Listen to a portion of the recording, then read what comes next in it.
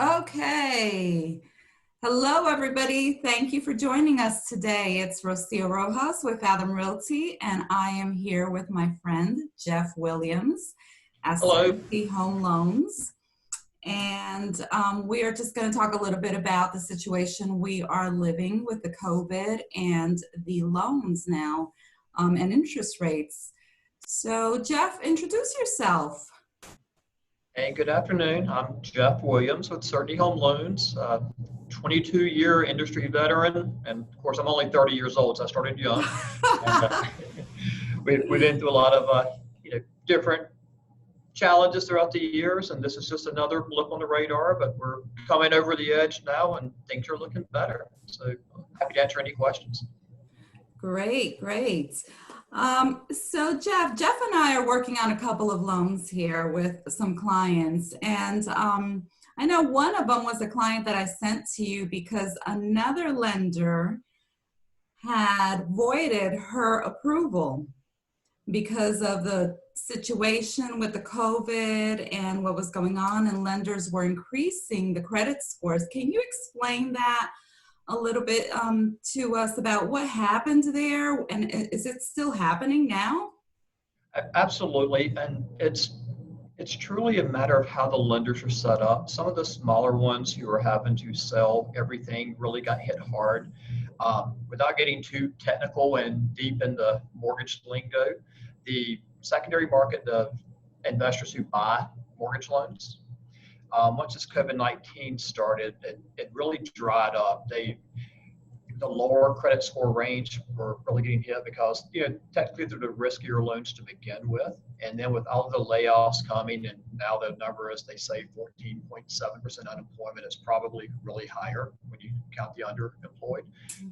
They're just reducing risk more so with this because there's so many layoffs happening daily.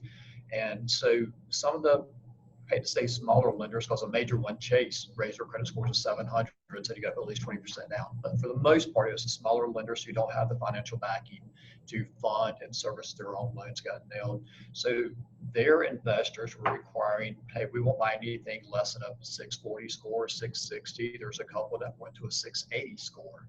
And now some of those, from what I understand, are coming back down some, but they're still having where they might have a 640 or 660 score. They'll tell you, hey, my rate's 4%, but it's going to cost you 4 points to get it. So it's just Wow, kind that's of, incredible. yeah, it's 4 point. yeah, exactly. And it's just, and truly the smaller lenders are not trying to rip anyone off. It's a matter of that's what their investors are requiring. So they're offering what they have. So we did make some adjustments, and so not going to hide that. We used to be a minimum score of 580. That market for now is dead. Hopefully it's coming back very soon. We went to a 620 was our adjustment. And again, next to us, the minimum I saw was 640 that lenders went to. Um, Most are 660, and there were quite a few that was 680. And one of the lenders that had that. So the other thing they did is they restricted the debt to income ratio. So you had them go to, say, a 640 or 660 score. And for FHA, that's still raised it quite a bit. But where FHA will allow you to go to like 55 or actually to 57.9% on the debt to income ratio, they're saying, okay, now we need this higher score, but you also got to be under 45% debt ratio. So it just got rid of a very high percentage, number of loans, which just what happened to the client that you're referring to. Her credit score didn't meet the new minimum of 640 for that particular lender. Right. They were going down to a 620. And as you know, we're closing Thursday. Exactly. Oh my God, you pulled off wonders with that loan. I mean, she is Glad to do so it. ecstatic. Yeah, she's finally going to have her house. Yeah. Another thing that we've been seeing a lot also is people losing their jobs because of COVID, and there are many buyers that were already approved and then they lost their jobs. So now they're collecting unemployment. Of course, you can't loan them with unemployment. What happens to these buyers now? I mean, are they going to have to wait? Are they going to have to start over? What's the procedure for that? Well, the hope is, and everyone's made an individual case, but if they're going back to their former job, right, then we'll pick up where we left off. I mean, the COVID-19 is going to be very That's easily right. explainable. If you're out of work for whatever this happens to be, 4 weeks, 6 weeks, or 8 weeks. That's the best case scenario. The bigger concern is, small businesses employ like over 50% of the workforce. So, a lot of these businesses, unfortunately, probably won't open. So that particular person will have to start over, unfortunately, with a new job. If it's in the same field, it still shouldn't be too major. I don't know. It's going to be an individual case, but yeah, it's heart-wrenching what's happening to a lot of people right now. Right. Yeah, Wow. so these people that can go back to their regular job and same salary, there's no hit at all. But anyone who's currently furloughed, even if they have the same job, they're working but reduced hours. If there's anything indicating that their hours have been cut or their salary's been cut, yeah, it's going to impact the loan, unfortunately. And Yeah. we've had a couple that it's I affected. actually received a call last week from one of my clients. You also have her as well. We did not find a home for her yet, but she ended up losing her job as well. And she wanted to know if she should, contact you and start the process. And I said, no, don't do anything yet because you're collecting unemployment.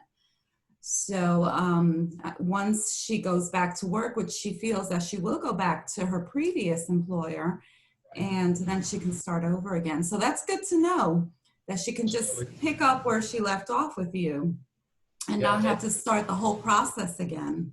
yeah, we'll continue. And again, hopefully this is over by the end of the month. I don't know what Mr. Cooper is going to finally decide, but since we're supposedly in phase one, hopefully by the end of the month, hopefully we'll be everyone back gainfully employed, and it's good for the economy. I mean, yes, it's good for them to buy a house, but just the overall economy. When the economy's good, people are buying houses, right? So Oh yeah, people are still buying, and sellers, I know in the beginning, some sellers were pulling back. They didn't want to put their homes on the market. right. But, there's still a lot of buyers out there, and there's still a lot of qualified buyers, and they are looking. There's many reasons why people need to purchase a home. There's many reasons why people need to sell their homes. Absolutely. So a lot of sellers decided to go ahead and list their homes again. And it's funny. I agree. We had like a 2-week period that I saw that sellers are like, well, I don't want anybody in my home. And the buyers like, I'm not going to anybody's homes. And all of a sudden I was getting 4 contracts over a weekend. So, well, someone's going in someone's home. Exactly. But, I had a train of thought, Rocio, and we lost it. But I know what I was going to say. One of the positives that's come out of this, I try to look at the bright side on everything. If you're a buyer and you're in that price range under 275, 300, Right. where, as I'm sure you can attest, you put an offer in and you're competing with 5, 6, 7 other buyers. But now these pre-qualifications I'm doing, these buyers are getting that property that they make an offer on. Yeah. So I hope I don't jinx it, but there's less competition due to this Yes. COVID-19. So that's the positive side. Exactly. And that's what I tell my clients, don't wait.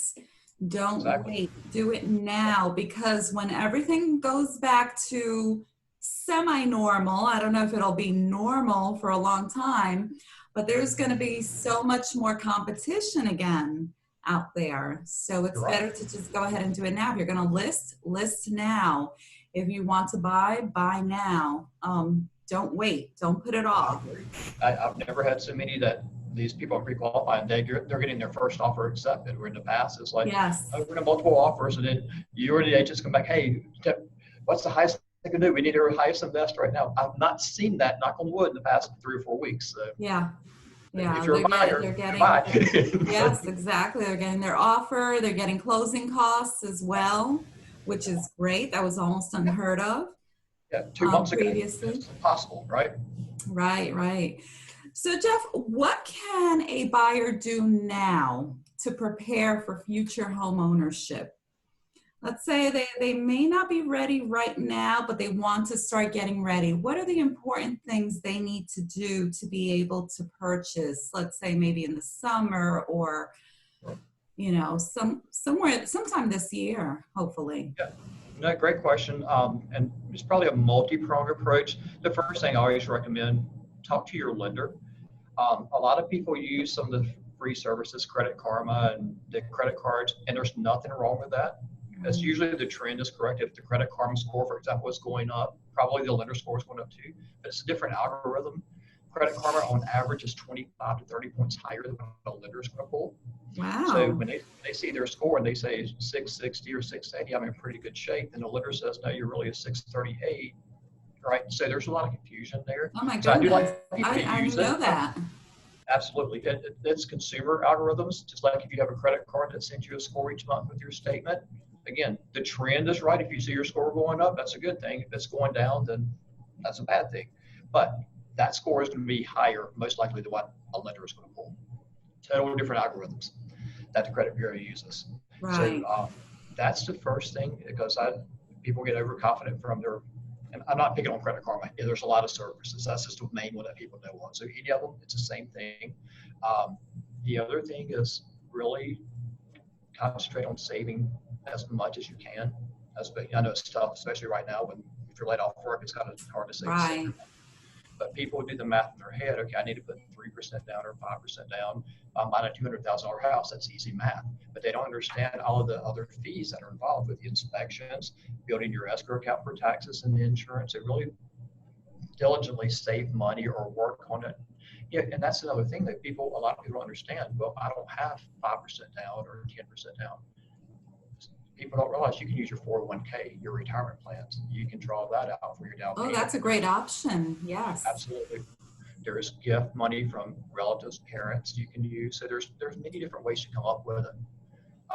So Right. just I have a list that I send to clients also letting them know about their expenses because a lot of people think that it's only down payment and closing costs. They don't realize that there's due diligence, that there's earnest money.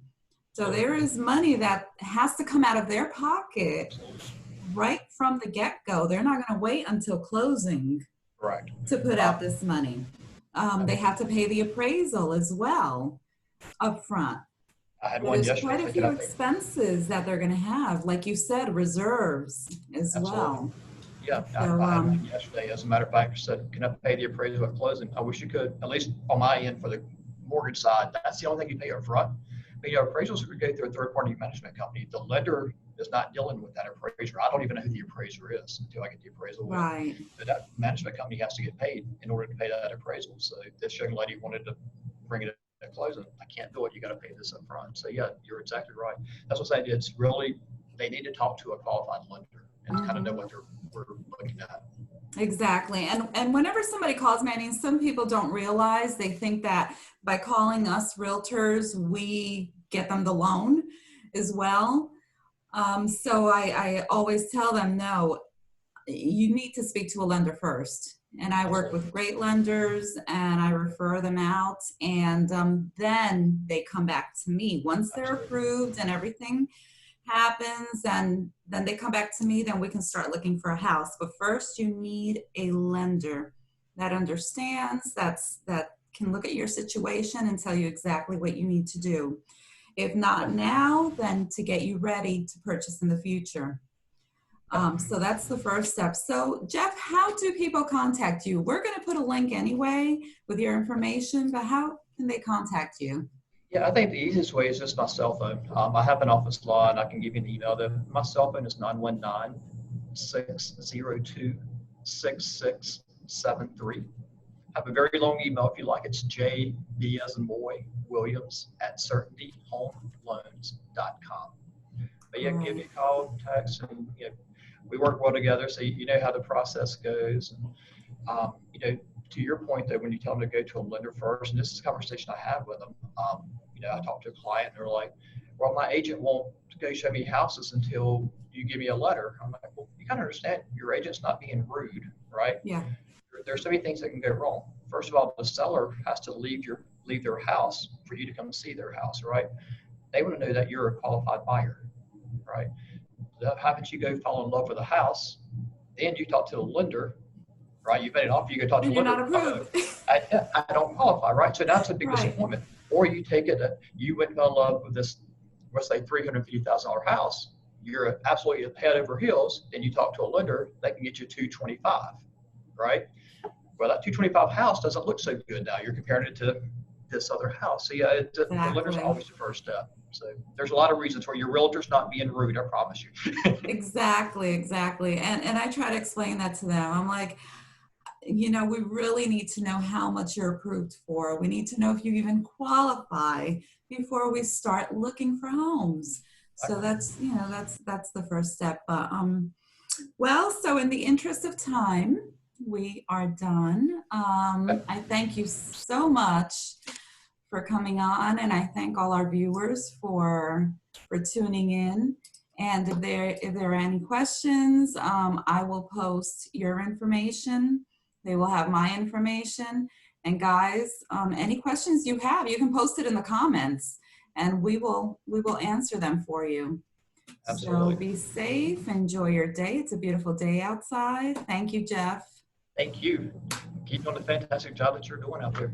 Yes, thank you. And I will see you on Thursday. Ma'am, All right, take have a great care. day. You too. Bye bye. Bye.